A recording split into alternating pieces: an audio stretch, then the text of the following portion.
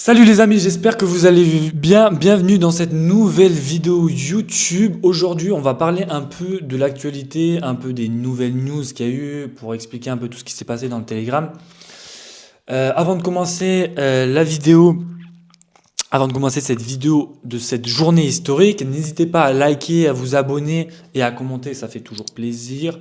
Toutes les infos, bien sûr, que j'ai dites, je les dites ce matin dans le Telegram, dans le canal. Pour ceux qui étaient, bah, vous avez eu l'info. Là, je vais un peu la faire sous forme de vidéo pour que ce soit un peu plus explicatif, pardon, plus simple à comprendre. Et donc, on commence sur ce, la vidéo. Donc, avant de commencer, on a eu dimanche et lundi dernier, comme je vous l'ai rappelé, donc vous le savez, je pense pour la plupart, Donald Trump qui nous dit qu'il y aura une réserve stratégique sur Solana, XRP, ADA. Suite à ça, les trois ils explosent, plus 50%, Sol plus 25, etc., etc. Et après, on a eu un pop and up, on a eu un gros dump parce qu'il nous dit les tarifs douaniers, etc., etc. Donc ça rebaisse à la suite de ça. Il n'oublie pas bien sûr BTC et Ethereum, etc., etc. Donc, avant d'avoir la news de l'officialisation de la réserve stratégique de Bitcoin, qui a été ce matin, on avait en gros plusieurs questions. On se disait que déjà beaucoup de gens ne voulaient pas investir sur Solana, XRP et ADA avec leurs impôts, parce qu'on pensait potentiellement que ça viendrait des impôts. Et donc les gens ne sont pas chauds pour investir sur des projets entre guillemets inutiles et spéculatifs. Ils sont plus chauds pour investir sur Bitcoin plutôt, sur des projets entre guillemets un peu plus solides avec des fondamentaux, l'or numérique, etc., etc. Ce qu'il faut comprendre aussi, c'est que l'argent qui va être alloué à cette réserve stratégique, eh ben, c'est le Congrès américain qui décide de l'argent qui va être utilisé pour cette réserve stratégique. Donc, ils sont OK pour le BTC parce que, comme je vous l'ai dit, fondamentaux, or numérique, etc., etc. Mais pour des projets un peu plus inutiles, entre guillemets, et spéculatifs, comme le Solana, l'XRP, j'en parle pas, et l'ADA, pareil, ben, ils sont pas chauds. Donc, on avait plusieurs questions qui auraient dû être répondues pendant le sommet de la crypto, qui nous auraient évité soit un sell de news si tout aurait été parfait, si on avait eu la roadmap précis de comment ça va être financé, comment va être financée cette réserve avec un plan précis, quel argent va être alloué, etc., etc. On aurait pu avoir un peu plus de hausse, un peu plus de bonnes nouvelles, etc., etc. Donc, cette news a été entre guillemets batchée parce que elle vient de sortir ce matin. On a une autre news qui elle, n'a pas encore sorti, c'est sur la rumeur sur les 0% d'impôt en crypto. L'industrie attend une réponse claire sur cette question parce que si on a 0% d'impôt sur les cryptos, ça pourrait ramener du monde, un peu plus d'argent pour être investi dedans, ça ramènerait beaucoup de bonnes news. Donc ça, c'est une question qui pourrait être répondue. C'est pas la première question, parce que la première question, c'était surtout sur comment ça va être financé sur la réserve stratégique et le plan précis, qu'est-ce qu'on pourra mettre dedans et tout. Mais ça peut être une bonne news aussi. Donc, on a eu l'officialisation de la création de la réserve stratégique de Bitcoin par Trump ce matin. Donc, cette réserve stratégique de Bitcoin, elle sera alimentée par des BTC qui seront confisqués par le gouvernement, donc qui viennent de trucs criminels, etc., etc. Aucun BTC ne sera vendu lorsqu'il sera mis dans la réserve stratégique. Il s'alloue une petite marge parce que les secrétaires au trésor et au commerce peuvent élaborer des stratégies pour acquérir des BTC supplémentaires tant que cela ne génère pas de coût pour le contribuable. Donc, il s'octroie un peu de marge pour acquérir des BTC supplémentaires tant que ça ne génère pas des coûts aux contribuables, entre guillemets, tant que ça ne vient pas des impôts ou que ça ne vient pas trop gêner le contribuable. Donc, il s'alloue aussi le fait que la création d'un stock séparé pour les autres crypto-monnaies saisies, donc pas d'achat supplémentaire. Donc les autres cryptos, entre guillemets, ils parlent du Solana, du Ether, etc. Donc saisies. Mais ils ne veulent pas d'achat supplémentaire. Donc ils réfutent le fait qu'il y aurait une réserve stratégique de XRP, Solana ou de ADA, tout simplement. Et tant mieux, parce qu'on préfère avoir une réserve full Bitcoin, parce que Bitcoin, c'est l'or numérique, et tant mieux, parce que moi, je suis full exposé sur les altcoins et sur Solana, n'en parlons pas. Mais je préfère avoir que du Bitcoin dans la réserve stratégique. Parce que c'est l'or numérique, c'est si on commence à mettre du Solana, du XRP, du 6000, ça va devenir tout et n'importe quoi. Donc, et tant mieux, donc que du BTC. On reste sur l'or numérique, on reste sur la sécurité, sur les 21 millions de Bitcoin. Donc, cette taille de la réserve, pour l'instant, elle vaut 198 000 BTC. Donc, 190, enfin, il y a 198 000 BTC qui sont détenus par les États-Unis, mais ils ont donc que 86 000 BTC qui sont dispo pour cette réserve. Pourquoi? Soit 43%. Soit pourquoi? Parce que en gros, sur ces 198 000 détenus, il y a 112 000 qui vont être rendus à Bitfinex. Donc, il me semble que c'est lors d'un hack, il me semble, je ne me rappelle plus trop, mais il me semble que c'est par rapport à un hack.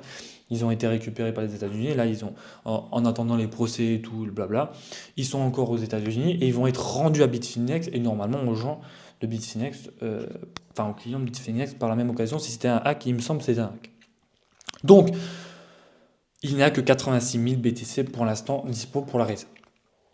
Donc, on a fait pas mal de news. Donc, il y a aussi une news que je voudrais pas mal, enfin, plus une news, plus un fondement. C'est que on est dans un moment là où l'objectif, c'est pas d'acheter pile poil le bottom. Le but, c'est d'accumuler quand il y a des phases de peur, le prix est sur des supports clés. De la même façon, il ne s'agit pas de vendre au top du moment, ce sera de prendre des profits progressivement quand il y aura des moments clés, l'euphorie, etc., etc. La question, beaucoup, entre guillemets, ne sont pas prêts pour ce qui va arriver. Quand Bitcoin va faire des écarts de 5 à 10 000 en quelques heures, genre, ce sera trop tard pour eux, entre guillemets. Mais la question que je voudrais répondre avec vous, c'est que on n'est plus sur une question, est-ce que Bitcoin ira à 1 million de dollars? Cette question, elle ne se pose plus. C'est plutôt quand Bitcoin ira à 1 million de dollars. On n'est plus sur cette question, on est vraiment sur quand Bitcoin atteindra les 1 million de dollars. On n'est plus sur est-ce qu'il a le courage, est-ce qu'il a la force, est-ce qu'il a la hype, est-ce qu'il est solide. Non, ça s'en fout, c'est quand. C'est quand. Concernant Trump, j'aimerais refaire un petit point avec vous, c'est qu'il est en place depuis moins de 2 mois.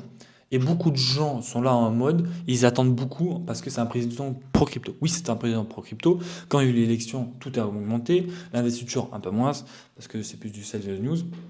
Mais c'est un président pro-crypto, mais il a d'autres choses à foutre. Et tant mieux, parce qu'il y a des questions géopolitiques, l'Ukraine, la Russie, il y a des questions sur les tarifs douaniers, il met en place, il y a d'autres choses à gérer que la crypto, et tant mieux, parce que sur le long terme, ce sera bénéfique. Si tu as un pays stable, qui est avec une économie florissante qui monte, la crypto, bien sûr, ça va augmenter. Les taux d'intérêt qui baissent, etc., etc. Donc je préfère qu'il y ait une situation géopolitique, une situation plus stable sur l'économie, etc., qu'ils mettent un gros focus sur la crypto, et c'est pas ce qu'il fait, c'est juste que les gens externalisent et interprètent, surinterprètent chaque annonce qu'il fait, que ce soit sur les tarifs douaniers, etc. On l'a vu notamment pour le pump and dump. Bon, plus pour le pump, il a tout fait exploser avec sa réserve Solana, avec sa stratégie, blablabla. Mais après, avec le gros dump sur les tarifs douaniers, sur d'autres news encore et encore. Mais ne surinterprétez pas tout, restez focus.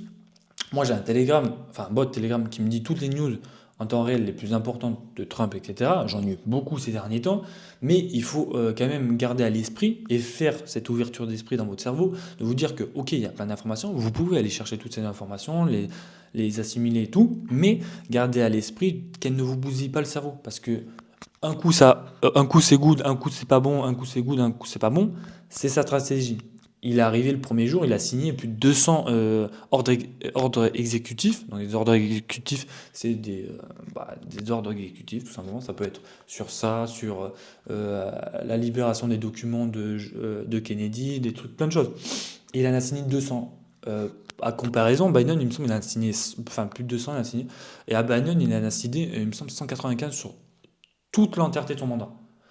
En un jour, Trump, il en a signé 200. Donc c'est normal que il met entre guillemets un coup de pied dans la fourmilière et qu'il y a beaucoup de mouvements, qu'il y a beaucoup de news. Ça fait que moins de 2 mois, ça fait 1 mois et quelques qu'il est dans le truc. Donc il faut laisser le temps, pas trop surinterpréter les choses, pardon. Si je bégaye pas, ce sera mieux. Donc voilà. Donc ça, c'est un peu pour les news, tout ça. Donc, je fais un petit rappel sur les tarifs douaniers. On a ça, vous pouvez l'avoir dans le Telegram, ce sera plus simple à lire. Les États-Unis, ils envisagent de retarder d'1 mois les tarifs sur les voitures en provenance du Canada et du Mexique. On a la Maison-Blanche qui exemption d'1 mois pour les véhicules entrant via l'USMCA. Donc, l'USMCA, c'est l'United States Mexico Canada Agreement. Donc, c'est l'agrément, les accords des États-Unis, Mexique et Canada. On a Trump qui nous dit que le Mexique ne paiera pas de tarifs sur les biens avant le 2 avril. Les États-Unis suspendent les tarifs pour le Canada et le Mexique jusqu'au 12 avril. Pardon. Et on a Trump qui n'a pas de modification des tarifs sur l'acier et l'aluminium. On a aussi Trump qui nous annonce qu'il n'y aura aucune exemption sur ces accords pour les tarifs automobiles le mois prochain. Donc plein de news. Comme je vous l'ai dit, on ne surinterprète pas, on les prend, il fait son truc de son côté sur les questions du pays, etc. La crypto, c'est à part. C'est pas son objectif. Mais c'est pas mal de l'interpréter parce qu'il y a pas mal de choses qui peuvent être mises en place. Mais à chaque fois, c'est la même chose. Il annonce, il suspend, il annonce, il suspend, il met en place, il passe de 10 à 20% pour la Chine. Le Canada, Trudeau, il réplique, etc., etc. C'est autant qu'ils se mettent d'accord, qu'ils se mettent sur qu'est-ce qu'ils vont faire et quoi. Donc aujourd'hui, on est quand même sur un événement clé, une journée historique, parce qu'on n'a pas déjà beaucoup d'annonces économiques, mais on a aussi donc, le sommet de la crypto, comme je l'ai dit au début. Donc aujourd'hui, qu'est-ce qu'on a? On a à 14h30 les salaires moyens mensuels, on a à 14h30 la NFP, enfin les NFP, la création d'emplois dans le secteur non agricole, donc il devrait être un peu plus haut avec 159 000, précédent c'était 143 000. On a le taux de chômage à 14h30 aussi. À 17h, par contre, on a le rapport sur la politique monétaire de la Fed. On a à 18h30 le discours de Tonton Powell, le président de la Fed, si vous ne savez pas qui c'est. Et à 19h30, on a le discours de président Trump. Le sommet de la crypto, si je ne m'abuse, c'est de 13h30 jusqu'à 17h30 ou de 15h30 jusqu'à 17h30. Il me semble que c'est de 13h30 jusqu'à 17h30. Donc on aura beaucoup de news, comme je vous l'ai dit.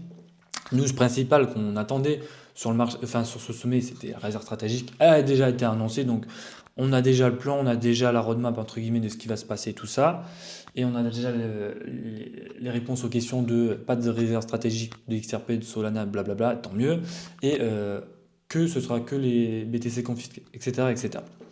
Donc, beaucoup de news, beaucoup de volatilité, peut-être moins vu que le marché a déjà pricé et déjà accumulé celle de la stratégie de Bitcoin. On a des news comme les 0% d'impôt crypto qui pourraient être pas mal aussi, qui pourraient rapporter un peu plus de liquidité sur le long terme au marché. Et voilà. Donc après, on a une autre news, d'autres données, d'autres data. C'est sur tous les gens que la Maison Blanche a invités pour ce sommet en crypto. Donc ce sommet en crypto, il sera dirigé par David Sachs et par Bo Hines. Bo Hines, c'est le directeur entre guillemets du groupe crypto que Trump a créé entre guillemets, qu'il a créé, voilà. Donc c'est eux qui vont diriger entre guillemets le sommet crypto. On a pas mal de gens qui ont été invités. On a le fondateur, enfin je sais plus si c'est le fondateur, le CEO, le PDG, enfin de Ripple. On a Michael Saylor, MicroStrategy, BTC, vous comprenez. On a des gars de chez Cardano, de ADA, des gars de chez la fondation de Solana, Vitalik Buterin, le gars d'Ethereum. On a le gars de Ondo. On a des gars de NIR, d'Avax. On a des gars, on a le PDG, enfin le CEO de Coinbase, Brian Armstrong. On a CZ, le boss de la crypto Changpeng Zhao, donc CZ. On a aussi d'autres personnes qui ont confirmé leur présence au sommet de la crypto, notamment Sergei Nazarov. Donc lui, c'est le cofondateur de Chainlink. On a le PDG de Coinbase, comme je l'ai dit. On a Chris Marszalek, le PDG de Crypto.com. Et on a aussi le PDG de Robinhood, Vlad Tanev, un peu plus pour les institutions, etc. Donc ça peut donner un peu une idée des cryptos américaines et bien sûr américaines, parce que chez Link, Solana, etc., c'est que des cryptos américaines, XRP, blablabla, qui pourraient bénéficier des actions et un peu des news que dans le long terme que pourrait avoir Trump sur ces cryptos. Donc c'est pas des cryptos qui vont être dans une réserve stratégique, et tant mieux, je le répète, c'est mieux BTC, mais elles pourraient avoir un élan, un avantage par rapport à d'autres cryptos, donc peut-être surperformer par rapport à d'autres, et avoir un peu plus d'élan que certaines cryptos. Mais ça peut donner un peu une idée des cryptos qui pourraient mieux performer que d'autres. Donc bien sûr, bon, si vous me connaissez un peu, Solana, bon, c'est mon bébé. NIR, pareil, j'ai Ondo, j'en ai pas, mais j'aurais racheté parce que là, il est descendu en dessous des 1$ il n'y a pas si longtemps. J'en ai racheté pas mal, donc pas mal aussi. ETH, pareil, les gars, beaucoup sous-évalué si vous regardez son prix. ADA, bon, j'en ai pas. XRP, allez vous faire foutre, je m'en bats les couilles de XRP. La XRP Army, ciao les gars, je m'en fous un peu de vous. Enfin bref, voici un peu tout ce que vous avez comme news. Donc, on attend cet après-midi un peu ce qui va se passer pour, euh, pour ces news-là. On va voir. Normalement, franchement, je pense pas qu'on aurait beaucoup de hausse ou de baisse. On va vraiment être sur un marché neutre, à part si on a vraiment des changements. Connaissant Trump, il peut en avoir pas mal. On a aussi Powell qui va parler, donc voilà. Mercredi prochain, on aura les taux de la Fed. Pas mal de news aussi mercredi. Ça peut être pas mal si on a une petite baisse. J'espère une petite baisse d'au moins 0,25%, je pense. Mais on verra ça pour la semaine prochaine en tout cas. Donc sur ce, j'espère que vous avez kiffé la vidéo. N'hésitez pas à liker, à commenter et même à vous abonner. Bien sûr, toutes les informations que j'ai dites, elles sont dans le Telegram. Si vous n'avez pas suivi, ben, allez-y, il y a plein d'informations. Bientôt, on aura un petit nouveau groupe aussi que je vais essayer de créer pour avoir plus d'infos, plus de data, des portefeuilles crypto, etc., etc. Mais ça, c'est pour plus tard. C'est un petit teaser. Enfin bref. Sur ce, j'espère que vous avez kiffé la vidéo et ciao!